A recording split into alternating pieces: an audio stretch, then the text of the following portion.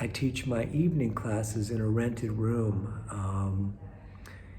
I was at the park and I thought, during the day that's nice, but some people can't normally get to class, and I wanted something that was weatherproof indoors. I wanted something that could be my own thing. And I'd spent some time trying to get into a yoga studio, which I did at some point, but it didn't really suit me. So, I was reading this book by James Brown, the singer, and he had talked about in his early career how he was on tour and he would play this club and the club would be fully packed, and then after the show he would go back and the owner of the club or the promoter would be like, "Oh, well, here you go, here's $100. And he was like, "What?"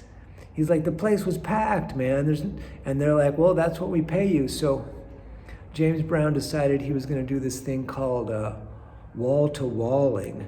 So what he would do is go in and rent the venue, put his own guy at the door to collect the money, and then have also some kind of deal with the bar. And that way he could take care of himself and his crew, and he made a lot more money wall-to-walling.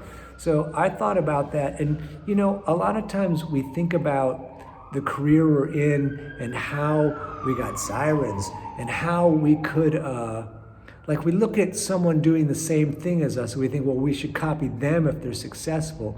But if you really want to stand out, you want to copy someone who's not even in the same business with you. So that business model can be applied somewhere else. So James Brown, as a musical performer, I took his idea and I brought that to the world of yoga.